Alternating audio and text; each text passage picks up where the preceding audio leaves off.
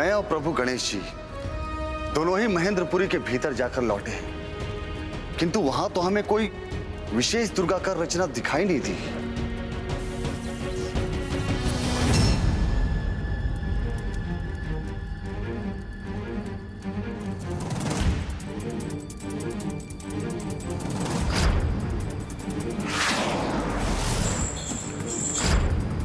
जो केवल माया को ही अपना अस्त्र और कवच दोनों मानते हैं, वो ऐसे किसी दुर्ग का निर्माण नहीं करते, किंतु उनका यही मिथ्या आत्मविश्वास ही उनका सबसे बड़ा शत्रु बनेगा। उचित कहा तुमने अनुज गणेश। उन्हें यह भी विश्वास अवश्य होगा कि वो अपनी माया का प्रयोग करके कभी भी और कहीं भी सफलता प्राप्त कर सकते हैं, इसीलिए वो अपनी नगरी के भीतर तो नहीं रहेंगे, अपितु वो बाहर निकलकर हम पर आक्रमण अवश्य करेंगे। इस समय भी वो अवश्य किसी योद्धा को यहां भेजने का ही विचार कर रहे होंगे।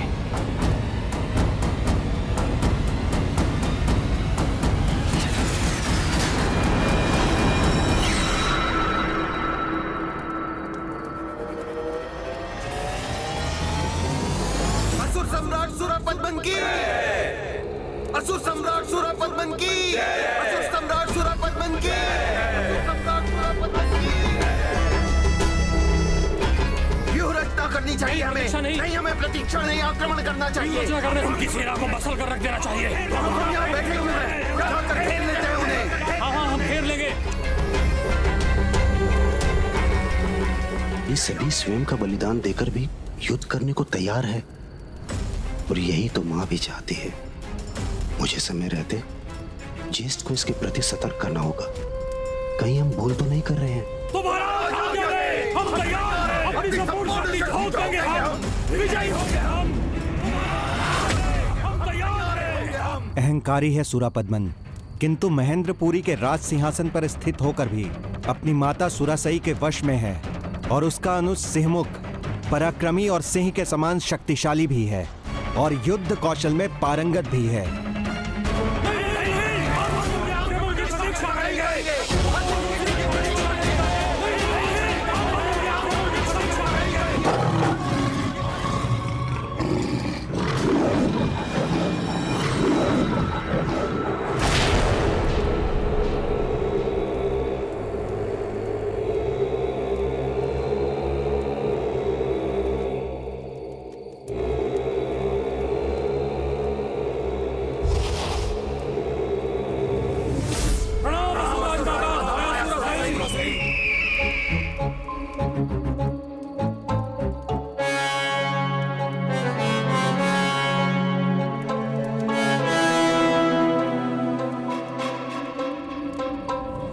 अधर्मियों और पापियों के अनुसार उनका अहंकार ही उनका सबसे बड़ा आभूषण होता है, और अहंकार में डूबा हुआ व्यक्ति अपने समक्ष सभी को तुच्छ मानता है। इसीलिए वो अहंकारी अधर्मी असुर सम्राट युद्ध के प्रथम दिवस पर स्वयं तो रणभूमि में कदापि नहीं उतरेगा, और न ही अपने उस अनुज को भेजेगा।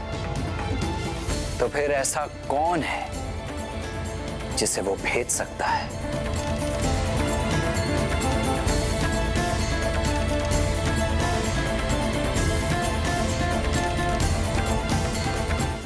अहंकारी अधर्मी असुर सम्राट युद्ध के प्रथम दिवस पर स्वयं तो रणभूमि में कदापि नहीं उतरेगा। तो फिर ऐसा कौन है जिसे वो भेज सकता है? उन असुर भ्राताओं के अनेक पुत्र हैं, उनमें से कोई भी युद्ध के लिए आ सकता है प्रभु। गजमुखन का पुत्र अग्निमुख भी हो सकता है, जो श्रेष्ठ योद्धा भी है और आपसे प्रतिशोध के लिए लालायत भी है, क्योंकि आपने उसके पिता का वध किया था। हे राजमाता सुरासई, यदि आप ये निर्णय ले रही हैं कि युद्ध करने का पहला अवसर किस असुर योद्धा को मिलना चाहिए, तो वो मैं ही हूँ, अग्निमुख। अग्निमुख। प्रतिशोध की भावना सदैव अनुचित निर्णय ही करवाती है, इसलिए यदि उनमें तनिक भी समझ होगी तो वो उसे तो कदापि नहीं भेजेंगे। आप मुझे सूरापद्मन के अन्य पुत्रों के विषय में बताइए। उनके चारों पुत्रों को धर्म संस्कार सिखाने का बहुत प्रयास किया मेरी पुत्री ने, किंतु उन पर असुरों का प्रभाव सशक्त था। इसलिए माया सुरासई ने जो उन्हें सिखाया उन्होंने वही सीखा। उसमें से एक है असुरेंद्र। राजमाता।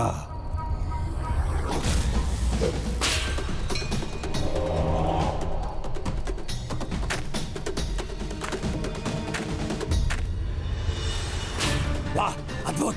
ये तो अति उत्तम है।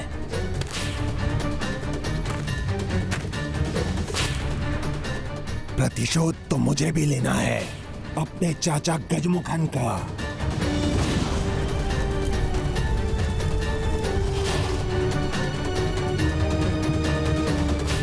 मेरे बल के आगे कोई नहीं बचेगा, ना ही उसका सेना नायक, ना ही उसकी सेना।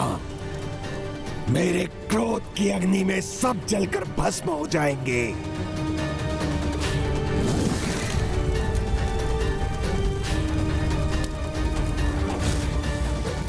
ये तो अत्यंत विनाशकारी है। इसका उचित प्रयोग तो अस्त्र रूप में है, सेना नायक के रूप में नहीं। स्वामी कार्तिकेय, मेरी पुत्री से सिंहमुखन को भी एक पुत्र प्राप्त हुआ है, जिसका अंतर उसके बाहर से भी अधिक अंधकारी है, जो ऊपर से सौम्य है किंतु भीतर से बहुत ही क्रूर है।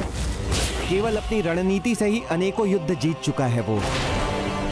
असुर सम्राट, आज के युद्ध के लिए आपके अनुज महायोद्धा सिंहमुखन का पुत्र आदिमुखम अर्थात मुझे ही जाना चाहिए। नहीं, तुम मेरे एकमात्र पुत्र हो, तुम्हें मैं नहीं खोना चाहता। और ये केवल इसलिए नहीं कि मैं युद्ध कौशल में पारंगत हूँ। मेरे जाने का एक और भी कारण है। राजमाता सुरासई के 3 पुत्रों में से एक चाचा गजमुखन ने युद्ध में अपने प्राणों का बलिदान दिया। शत्रु ने छल से उनका वध किया। फिर आपके पुत्र और मेरे भ्राता सुदमुखम को यह अवसर प्राप्त हुआ, किंतु दुर्भाग्यवश कार्तिकेय दूत वीर बाहु ने उसका अंत कर दिया।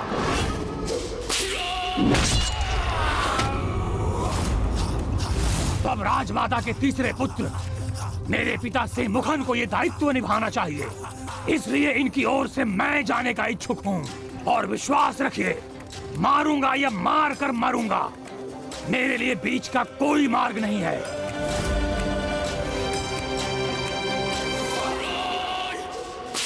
मैंने अभी भी कुछ न बोला तो मेरा पुत्र माता सुरासई की महत्वाकांक्षा की बलि चढ़ जाएगा।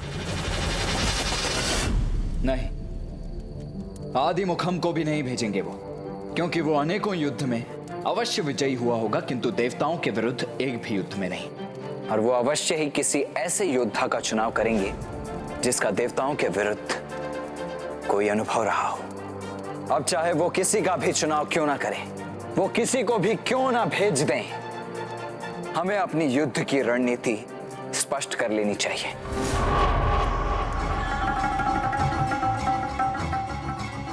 तो कदाचित मुझे इस भरी सभा में ही मां की वास्तविकता उजागर करनी होगी। माता, माता वो बताओ कहाँ है वो?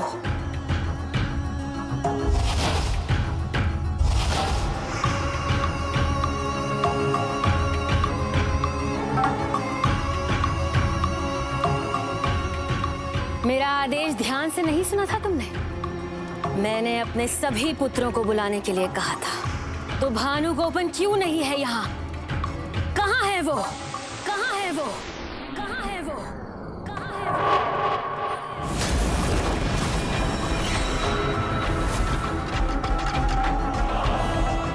माता, 11 दिन की शिव आराधना में व्यस्त है वो।